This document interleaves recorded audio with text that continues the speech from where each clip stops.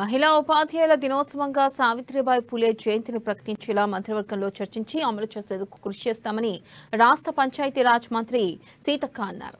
ఇక హైదరాబాద్ రవీంద్ర భారతిలో రాష్ట్ర బీసీ మహిళా సంక్షేమ సంఘ ఆధ్వర్యంలో సావిత్రిబాయి పూలే 193వ రాష్ట్ర స్థాయి జయంతి ఉత్సవాలు నిర్వహించారు. ఈ కార్యక్రమానికి ముఖ్య అతిథిగా మంత్రి సీతక్క హాజరయ్యారు. మహిళలు చదువుకునేందుకు సావిత్రిబాయి పూలే తొలి అడుగు వేశారని, తనలాంటి ఎంతో మందికి సావిత్రిబాయి పూలే ఆదర్శమని అన్నారు.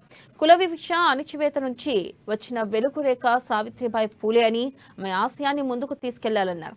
సమాజాన్ని సంస్కరించేందుకు చదువు, విజ్ఞానం కావాలని సావిత్రిబాయి పూలేను జ్యోతిరావు పూలే ప్రోత్సహించారని తెలిపారు. ఆయన్ను స్ఫూర్తిగా తీసుకుని నేటి సమాజంలో భర్తలు వారి భార్యలను ప్రోత్సహించాలన్నారు. ఇక నేటి సమాజంలో ఇంకా కుల వివక్ష ఉండడం బాధాకరమని సీతక్క అన్నారు.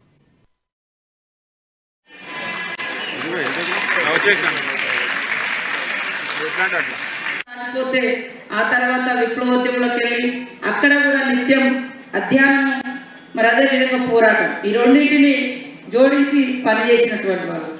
ఉద్యమం నుంచి బయటకు వచ్చిన తర్వాత మహిళలు అంటే మరి చదువు మానేసి ఇళ్లలో కూర్చోవడం కాకుండా చదువు అనేది సంస్కారాన్ని నేర్పుతుంది, సమాజాన్ని పరిచయం చేస్తుంది, ఆత్మగౌరవాన్ని ఇస్తుంది, ఆత్మవిశ్వాసాన్ని కూడా ఇస్తుంది.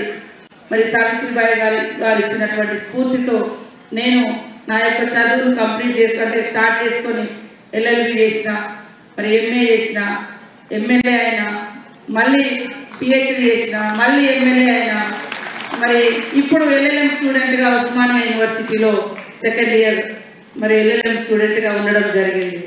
అయినా కూడా నేను నా చదువును ఆపడం నాకు ఇష్టం లేదు. నేను రెండే అనుకుంటున్నాను, ప్రజలకు నిత్యం సేవ చేయాలి. బ్రతుకున్నంత కాలం విజ్ఞానం నిరంతరం నేర్చుకోవాలి, తెలుసుకోవాలి, తెలుసుకున్న విషయాలను నలుగురికి పంచాలి. కాకపోతే ఆ తర్వాత విప్లవోద్యమంలోకి వెళ్ళి అక్కడ కూడా నిత్యం అధ్యయనం, మరి అదే విధంగా పోరాటం, ఈ రెండింటిని జోడించి పనిచేసినటువంటి వాళ్ళు. ఉద్యమం నుంచి బయటకు వచ్చిన తర్వాత మహిళలు అంటే మరి చదువు మానేసి ఇళ్లలో కూర్చోవడం కాకుండా చదువు